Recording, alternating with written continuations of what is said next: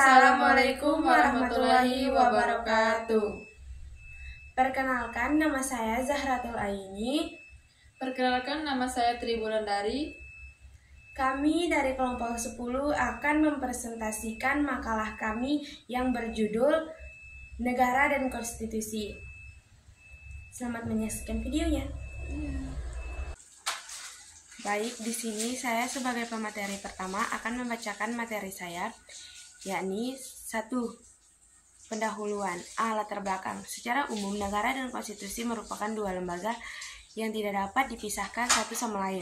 Bahkan, setelah abad pertengahan yang ditandai dengan ide demokrasi, dapat dikatakan tanpa konstitusi negara tidak mungkin terbentuk. Konstitusi merupakan hukum dasarnya suatu negara. Rumusan masalah. 1. Apa pengertian negara dan konstitusi? 2. Bagaimana sejarah dan perkembangan konstitusi di Indonesia? 3. Bagaimana peran konstitusi dalam kehidupan bernegara?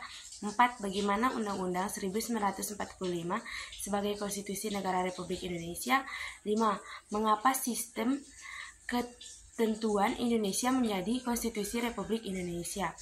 Adapun tujuan penulisan dalam makalah kami yakni 1. Mengetahui pengertian negara dan konstitusi. 2. Mengetahui sejarah perumusan dan penetapan Undang-Undang Dasar 1945. 3. Mengetahui peranan konstitusi dalam kehidupan bernegara. Konsep negara dan konstitusi. 1. Konsep negara. Konsep negara adalah suatu pemahaman atau pandangan mengenai hakikat, ciri-ciri, dan karakteristik negara sebagai suatu sumber organisasi politik. Menurut Max Weber, negara adalah suatu masyarakat manusia yang berhasil memonopoli penggunaan kekerasan fisik secara sah dalam suatu wilayah. Maka dalam pengertian tersebut, timbullah beberapa ciri-ciri negara sebagai suatu organisasi politik yang berdaulat, berkekuatan, dan berwibawa. Konsep negara juga dapat dipahami dari berbagai perspektif historis atau ideologis. Beberapa konsep negara yang berkembang dalam sejarah adalah sebagai berikut. 1. Negara klasik. 2. Negara modern. 3. Negara hukum. 4. Negara kesejahteraan. 5. Negara demokrasi. Dalam konteks Indonesia, konsep negara yang dianut adalah negara demokrasi yang berdasarkan Pancasila dan Undang-Undang Dasar 1945. Negara Indonesia adalah negara kesatuan yang berbentuk republik. 2. Konstitusi. Menurut M. Solly Lubis menerangkan bahwa istilah konstitusi berasal dari bahasa Prancis, yaitu constituer, yang berarti membentuk. Istilah membentuk ini dimaknai sebagai pembentukan suatu negara atau menyusun dan menyatakan suatu negara. Tujuan konstitusi adalah untuk membatasi kekuasaan. Dalam konstitusi dikenal adanya konstitualisme yang merupakan paham di mana kekuasaan harus dibatasi agar negara dapat dijalankan sebagai dengan tujuan pembentukannya. Fungsi konstitusi. Menurut Wulandari 2018 menerangkan bahwa konstitusi memiliki 6 fungsi khusus sebagai berikut. 1. Fungsi pembantu dan pembatas kekuasaan organ negara. 2. Fungsi pengatur hubungan kekuasaan antar organ negara. 3. Fungsi pengatur hubungan kekuasaan antar negara dan warga negara. 4. Fungsi pemberi atau sumber legitimasi terhadap kekuasaan negara ataupun kegiatan penyelenggaraan kekuasaan negara. 5. Fungsi penyalur atau penagih kewarganegaraan di sumber kekuasaan yang asli rakyat kepada organ negara. Sejarah konstitusi di Indonesia. Undang-Undang 1945 dirancang sejak 29 Mei 1945 hingga 16 Juli 1945 oleh Badan Usaha-Usaha Persiapan Kemerdekaan Indonesia atau BPUPKI. Tugas pokok dari BPUPKI adalah menyusun rancangan undang-undang dasar. Namun, prakteknya Presiden berjalan cukup lama, khususnya dalam membahas masalah dasar negara. BPUPKI membentuk panitia kecil yang disebut dengan Panitia 9. Panitia 9 berhasil mencapai kompromi untuk menyetujui naskah mukdimah Undang-Undang Dasar.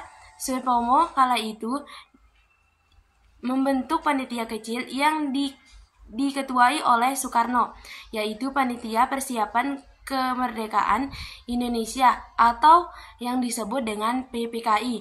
Undang-Undang Dasar atau Konstitusi Negara Republik Indonesia disahkan dan ditetapkan oleh PPKI pada tanggal 18 Agustus 1945.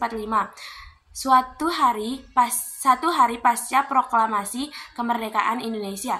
Sejak saat itu, Indonesia telah menjadi suatu negara modern karena telah memiliki suatu sistem ketatanegaraan, yaitu Undang-Undang Dasar atau Konstitusi Negara yang memuat tata kerja konstitusi modern.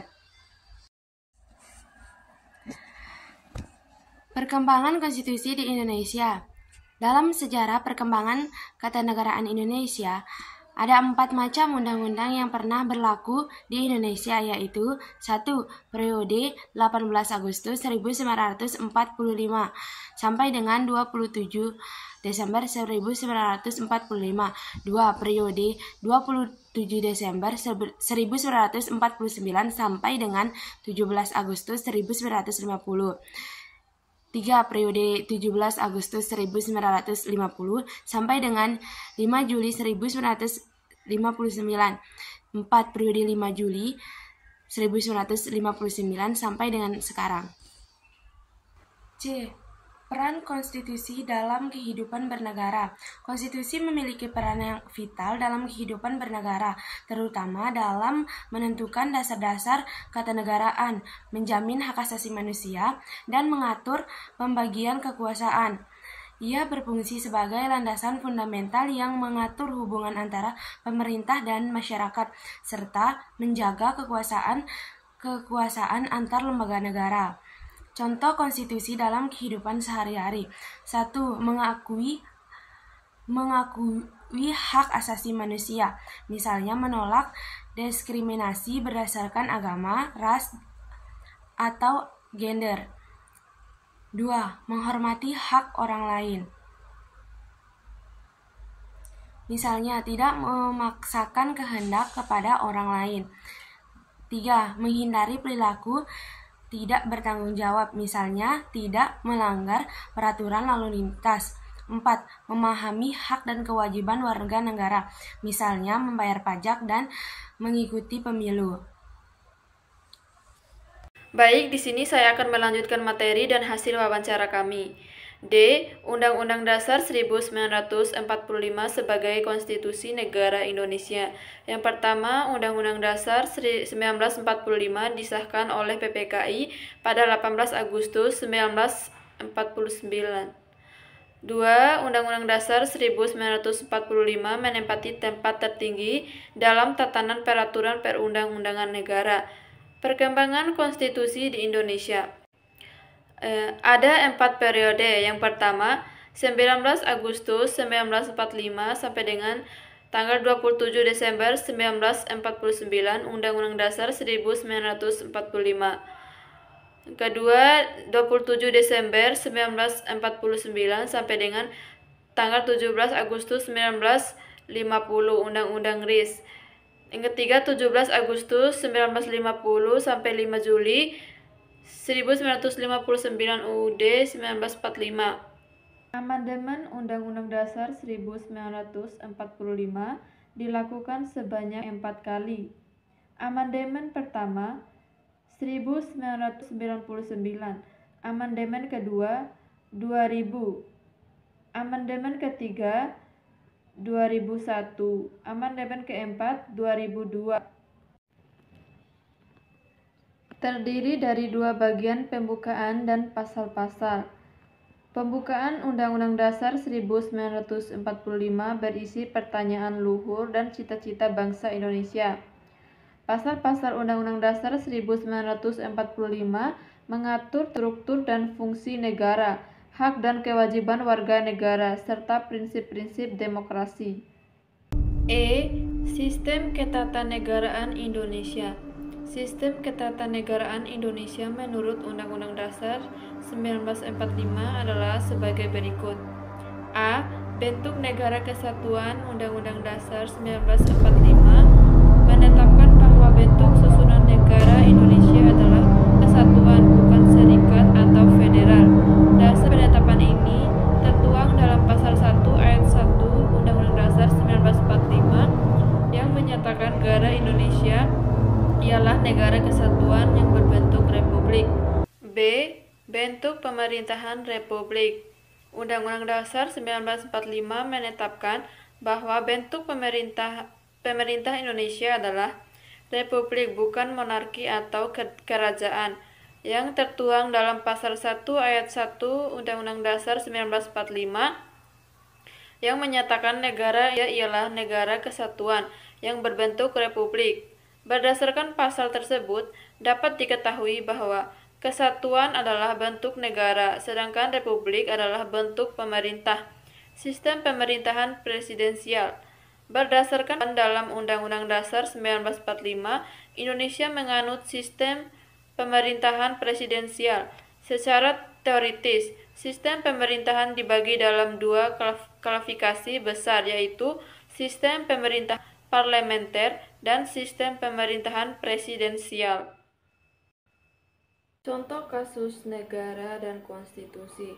Prof. Henry Erianto, aktivis dan cendekiawan Melayu, sekaligus dosen UNJ dalam diskusi investasi asing dan ancaman eksistensi Melayu.